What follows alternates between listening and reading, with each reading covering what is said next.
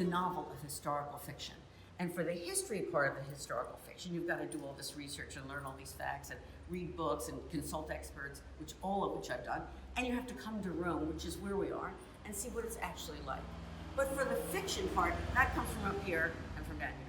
And I've been doing that for 30 years, which is creating a character. So what I need to do when I come here, and what I'd like to explain to you for a moment, is something about Sandro's character and where he lives, because I'm going to locate him in this house right here. And what I love about it, I'll tell you, because it is, as you know, Sandro is a young man, and he's full of enthusiasm, and he's brilliant. He loves math. If anything, science is his religion, although he's Jewish, and he lives in the Jewish quarter. But what I like about this house for him is that it's not on one of the broader streets in the Jewish quarter. It is actually in its own little nook behind a fountain by Bernini, which I'll show you in another video. And this house, in a way, is emblematic of him, because although he has all of this wonderfulness inside, he's a little more reserved as a character. And this is a little bit of a hard to find house. It's off the beaten track, and you can see, like lots of Roman houses, it does have this gate. And when I look inside, I was peeking around, you see how the apartments, and this is also typical, rise up 3 and 4 and 5 stories in this quarter. This beautiful yellow stucco, it's so gorgeous. And I imagine him and his family living on that top floor, because I think they get sun most of the day, and I love the light and the dark. Even like an authentic motorcycle. And that's what I love about this, that it's all real.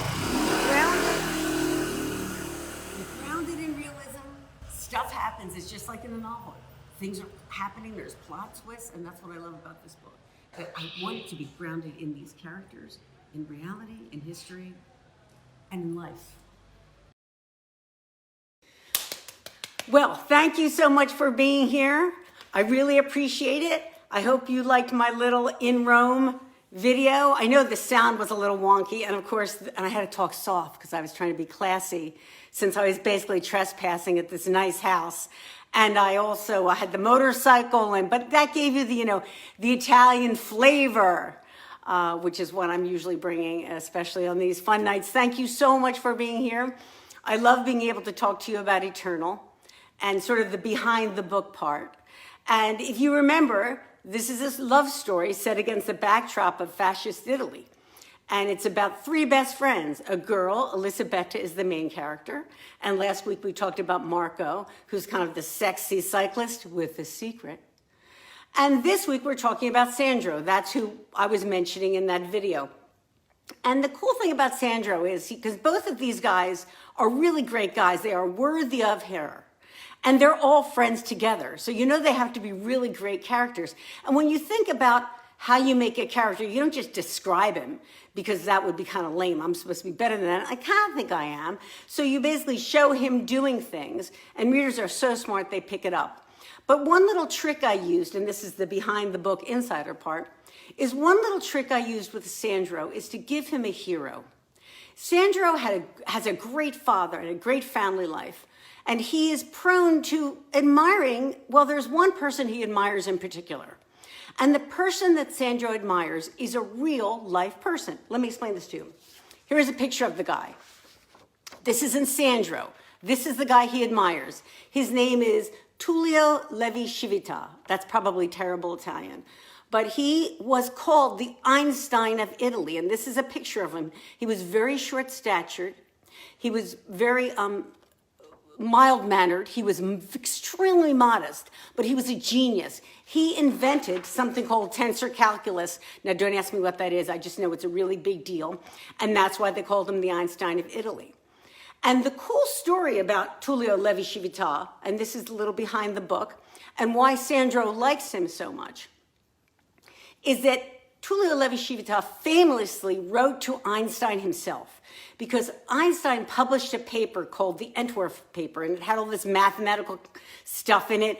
And Tullio we're first spinning a basis, was so smart that he saw that Einstein had made a mistake. And so he wrote to Einstein. He said, you may be a genius, but you made a mistake. He was nicer than that. And Einstein said, Italian dude, thanks, but I kind of didn't. And the two men became friends. And in time, Levi-Shivita was able to convince Einstein, showed to him that he had made a mistake. And and Einstein admitted it. And they were great friends after that. And really, Levi-Shivita's incredible innovations in math made the theory of relativity possible. I mean, they really became friends and advanced science and math in the world together. So you can see why Sandro, who's a kind of a math genius himself, would admire Levi-Shivita. And by the way, this is the cool thing about historical fiction, which I really loved writing in Eternal, which is that you can mix the fact and the fiction, so that a fictional person like Sandro can admire a real-life person like the Einstein of Italy, Levi-Shivita, and you can learn a little about it, and it's totally cool. But I will tell you something that really matters to me, and I'm guessing it matters to you. Because when I read historical fiction, and I love it, I always, at the end, kind of want to go, well, wait, what was real? And especially in Eternal. Oh, I should hold it up. Let me hold it up so you can see it backwards. I'm sure there's some point to me doing this. Like, see what? Anyway, I always like to know when I read historical fiction what is true. And I was saying it's especially true in Eternal because it is based on, there's a lot of little fun facts, I think of them that way, but that's kind of denigrates them. They're really just interesting stuff you learn that is true. And there's also a really important, horrific, kind of dramatic historical event that I felt like that's why I wanted to write this book, to tell this story. So when you read the back of Eternal, I wrote a special note that says, here are the things that are true, here are the things I made up, and it's very clearly delineated. So you learn fact and fiction. You can differentiate, but what's cool, I think, in Eternal is that the facts inform the fiction, and the fiction informs the facts, and it all reinforces each other. But let me tell you what I'm trying to talk about tonight, which is heroes.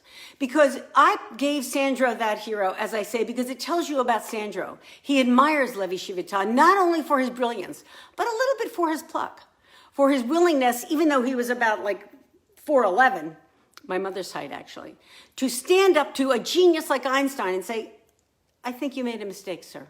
However politely he says it. And that tells you who Sandro is. Our heroes, whom we admire, tells us about, doesn't it tell you something about somebody when you know they're heroes?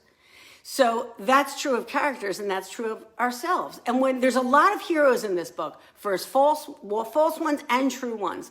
But when I wrote it, I was thinking about my heroes. I have professional heroes, but I have one hero that I want to tell you about because I've mentioned her before, and that is Mother Mary, my mother. And I'll tell you briefly why she is my hero. Because here's it in a nutshell. My mother, as if you've heard me speak before, you know that I said she was the youngest of 19 children. I'm not even kidding. Like, you might throw up in your mouth right now, but I'm telling you, that's one of 19. It was a big Catholic family. Many of my aunts and uncles were born in Italy. They came over here. There were two husbands. The first one died. You can guess how. I always think the same thing. I'm always thinking like, dude, why don't you read a book at night like everybody else? Because whatever you were trying to prove, you've proved it at child 8. But okay, 19 kids. But you can imagine they lived in they had lived in poverty. I mean, and it was not an easy upbringing. My mother had to struggle. They wanted her to work. They wanted her to quit high school, but she didn't want to. Why she is my hero is that she persevered through enormous hardship. And in truth, she didn't have the best mother in the world, but she became the best mother in the world because she really wanted to be. And she just followed her heart and her soul. And she fought on and formed who she was and raised me and my brother. And it's positively heroic what she lived through. And imagine too, be the youngest of 19 children. Bury all of your brothers and sisters and your parents before you pass. That takes a strength. That takes steel and surviving and a lot of determination. And I think the source of her strength, I know that people will think, oh, it's her faith. Partly it was her faith, but really it was something else. In fact, it was her humor. My mother always tried to make the best of every situation. And she told us that. She taught me that. She could be so funny in the darkest times.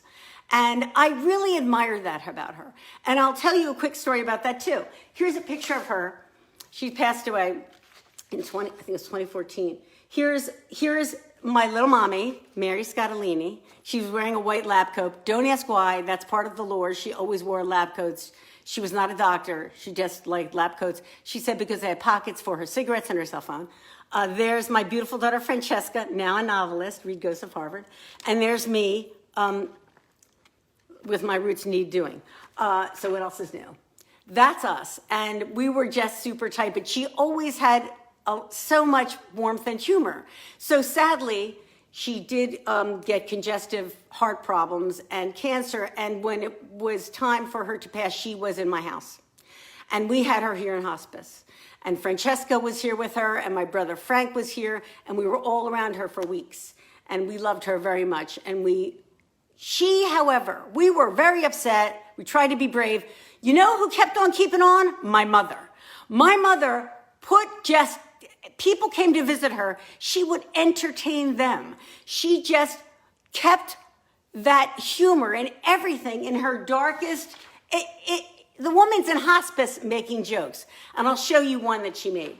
Because the cancer she had in her throat took away her power to speak. So she wrote on a grease board. And she would write things to us. And of course, it's so wonderful that we took pictures of them and we have them now and she loved them. And one day when Francesca, she tells this story better, but I'll tell it briefly, Francesca was talking to her about her boyfriend or something and a lot of stuff. And we were all sad about that. And my mother wrote, "This is why she is my hero." This is her motto. She actually wrote it on a board. Now, of course, since everything's sideways and backwards or whatever, you can't read it. This is my mother's handwriting. And she wrote, motto, who needs it? Motto, who needs it? Who needs it? And I will tell you that motto is in my heart all the time. My daughter and I say that to each other when we're getting worked up, whatever it is, because you get yourself worked up. And these are hard, hard times. And there are really things to worry about, but there's also things that are dumb to worry about. And sometimes we just say, who needs it? In the words of our hero. That's why. I tell you that not only because it informs Sandro, but it also, that emotionality that I have about that is in this book. And I'm guessing that you have heroes too.